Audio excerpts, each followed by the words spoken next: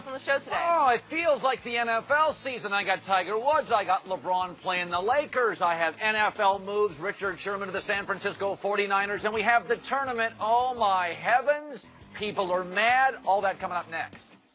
Thanks, Colin. Time for our final topic of the day. The Browns had a wild weekend, trading for quarterback Tyrod Taylor and wide receiver Jarvis Landry. They also traded their former starting quarterback DeShone Kizer to the Packers. Shannon, the Browns won 0 games last year. How many will they win next season? Between 3 and 5.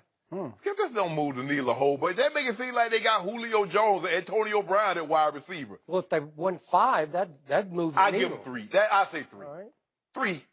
3. And Tyrod Taylor really skipped. I believe they got Tyrod to be the bridge because they know they need to win some games. Doubt.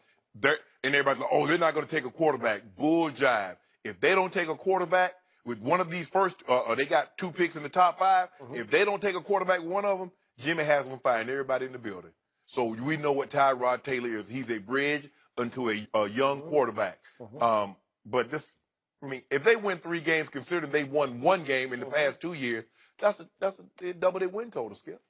But what if they draft Saquon with the first overall pick, and at least it would give them a quality running back that they haven't had? I'm not the biggest Saquon Barkley fan because he's not Ezekiel Elliott, but he's pretty good. Right. So that would give them a big boost there. Okay. I'm a big Tyrod Taylor fan. I'm not saying he's elite level, but he's a gamer and he's a playmaker and he does a lot with a little is what he does. Right.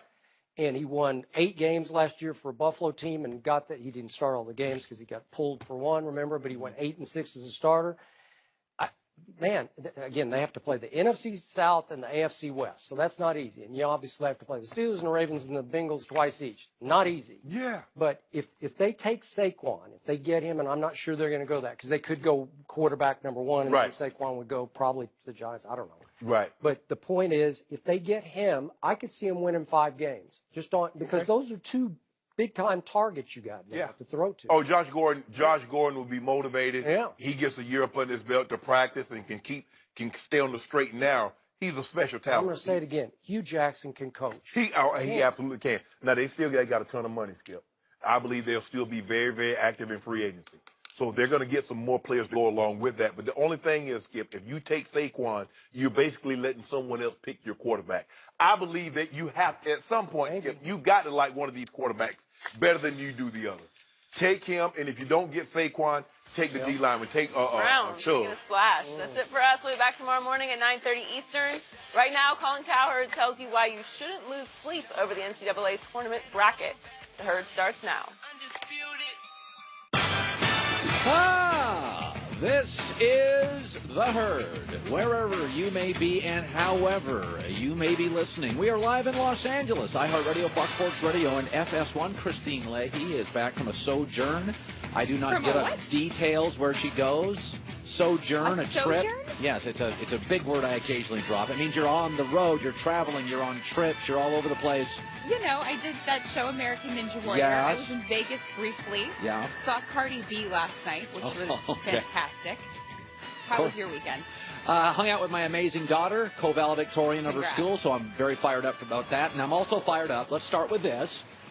We got our brackets yesterday afternoon in America. It's one of those 5, 6, 7, 8, big sporting moments in America every year. It's the bracket. They unveil it. And this morning, everybody's complaining. Of course they're complaining because we live in America where now it is the cult of victimhood. I deserve instead of I earned. Oklahoma State didn't get in. I'm supposed to be livid. They were 19-14 and sub 500 in the Big 12. Oh, my heavens, they didn't get in. So I'm losing sleep over that. Sub 500 in your own conference. Oh, my God, USC didn't get in. Oh, really? USC beat 1 team in this entire tournament and also at one point lost to Princeton, who finished 5th in the Ivy League. I'm supposed to lose sleep on that one. Louisville didn't get in. Yeah, they had a brothel on campus. That may have had an influence on it. Yeah, I deserve. Think of the term bubble team. That's the big term. The teams that didn't get in were on the bubble and knew they were on the bubble. Think of the term bubble. Housing bubble, stock bubble. What does that mean? It's fleeting. It will burst, fleeting, doesn't last long. Let's think of bubble gum, bubble bath. What does that mean? Doesn't last very long. Bubble, expanding, quickly, about to burst, fleeting. All these bubble teams knew they were bubble teams. They were all 2.6 students with poor ACT scores, crossing their fingers they could get into the college they wanted to. And when the college says, no, we've got better options, we deserve. You didn't earn. Dickie V getting worked up because one of his coaching buddies didn't get in is pure comedy to me. The fact is, this is the most inclusive sporting event in America. 68 teams get in. I can't find a third of them on a map. I didn't know a quarter of them were colleges. They sound like truck stops. The World Cup, let me repeat that word.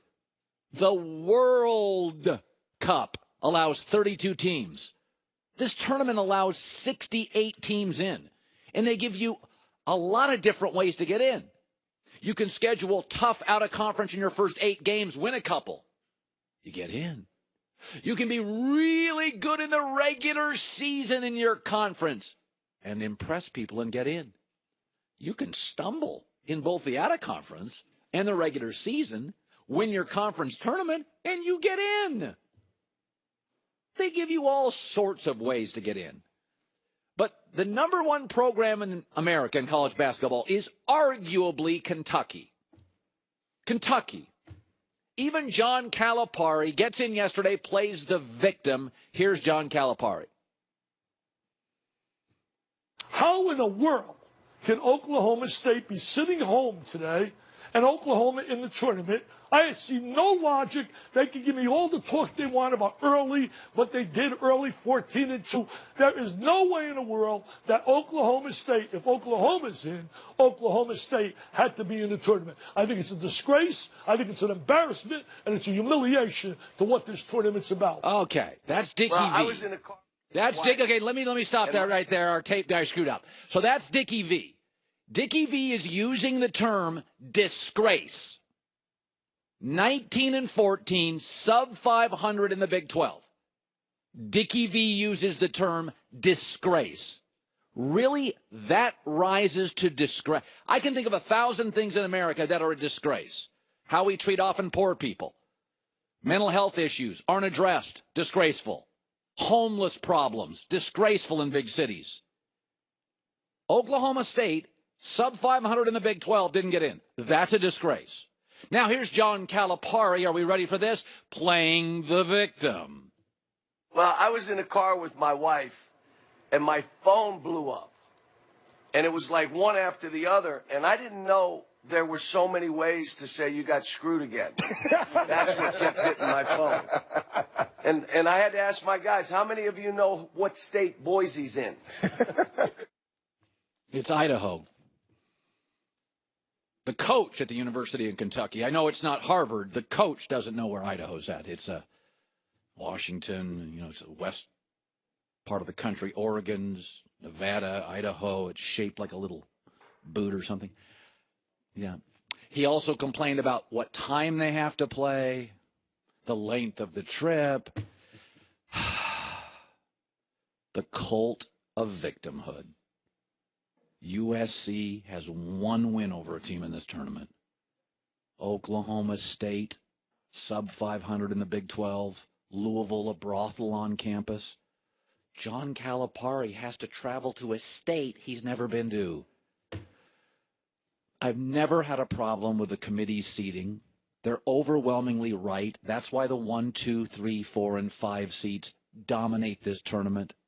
That's why we rarely see anybody under an 8 seed do anything in this tournament other than maybe win 2 games. And by the way, I don't care where you're seated. I've always had a theory. If you pay for the wedding, you get to determine the seating chart. I've been in a couple weddings. When you pay for them, you decide who sits next to who. Okay? I'm giving you an open bar, free cake, an entertaining evening, roast beef. I'll decide where you sit. The NCAA and the networks pay for everything. If they want to put Kentucky out west, So they have to play Arizona in their second or third game. No problem whatsoever. All right, let me shift to this. So the Lakers last night hammered the Cavs in Los Angeles. Now, Lakers didn't have Brandon Ingram. Cavs didn't have Kevin Love. So what does it mean, big picture? It doesn't mean anything big picture. But I do notice this on social media. I see it a lot. There's a certain satisfaction and a celebration every time LeBron loses. He's out of here, man. In the playoffs, they're not going to last. Going to lose again to the Warriors. Cavs are terrible. They're in big trouble, man. And LeBron, of course, sees this because he hangs out on social media a lot. You do get every time LeBron loses, it's pushing him to a better situation.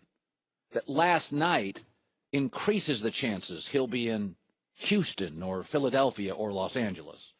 You do realize that if he chooses Houston to play with Clint Capella, James Harden, Chris Paul, and LeBron, they're going to kick your team's arse. You do realize if he goes to Philadelphia and plays with Ben Simmons and Joel Embiid and Dario Saric and Covington, they're going to then dominate the East. You do realize if he goes to Los Angeles and plays with Brandon Ingram and Paul George and Lonzo Ball and then LeBron James, they're going to be really, really good. If you're a LeBron hater and you love you some MJ, I don't have a problem with it. MJ's as dynamic as any American athlete I've ever seen. But you want LeBron to stay in Cleveland. They got no cap space. There's not much you can do with this roster.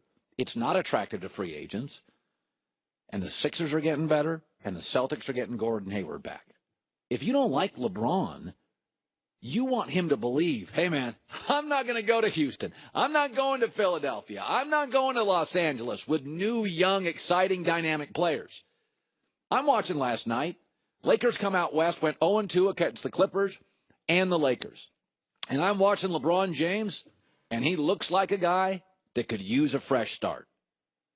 The Lakers are playing well. They're 7-2 since the All-Star break in the West. Lonzo's emerged. Brandon Ingram appears to be a really good player. They've got a ton of cap space. It's young guys that are fun to play with. The crowd is energized. He and Paul George, is it outrageous to think he was watching that thinking, it would be kind of fun to be part of? I got two homes here. A couple of weeks ago, they played Philadelphia. Philadelphia clobbered him. Do you think LeBron watched Ben Simmons, Joel Embiid, Dario Saric, and Covington and thought, man, you put me on that roster? Whoo! You'd think when they played Cleveland with Clint Capella and Chris Paul and James Harden, LeBron doesn't think, man, you know what I would do to this roster? Like, if you hate LeBron, last night is not good for you because he's going to have a multitude of options. And in my opinion, they've all got more cap space, more youth, more dynamic futures, and star players. Cleveland doesn't have any of that, especially since Kevin Love is hurt. Here's LeBron after last night's loss to the Lakers in Los Angeles. Is it at all easier to accept these losses knowing this is not your team a month from now? No. Accept losses? No. No. I'll never accept a loss. It's not in my DNA. Well, you better start getting it in your DNA because Cleveland doesn't have cap space. They've got an owner that's overpaid for players. Tristan Thompson's not worth half of what he's making. So, again, you can root against LeBron, and he'll read it. But you do realize, A, he's going to have options, and Philly, Houston, and Los Angeles would be really, really, really, really good if you added LeBron James and maybe another piece. All right, good to have you in today. So a piece of video came out. Many people are saying it's very damaging to OBJ, who has become kind of like our, he's a rock star. He was hanging out with Ronaldo, who is also the looks, the vibe, the swag, is a rock star. So there's a piece of video, and people are freaking out. Will it get OBJ traded, moved, unsigned? What will it do? We'll show you the video. We'll talk about it.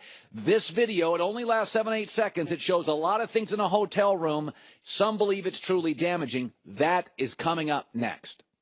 What if a quarterback completed 80% of his passes or a point guard hit 80% of his shots?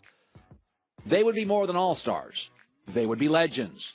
Well, now when you're hiring, you can play at that level.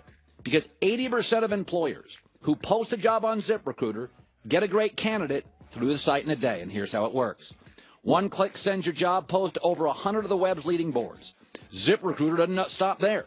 Powerful technology learns what you're looking for, identifies people with the right experience, and even invites them to apply for the job. Right now, my listeners can try it for free at ZipRecruiter.com/herd, H-E-R-D. It is the smartest way to hire. 80% of employers get a great candidate within a day. ZipRecruiter.com/herd. ZipRecruiter.com/HERD.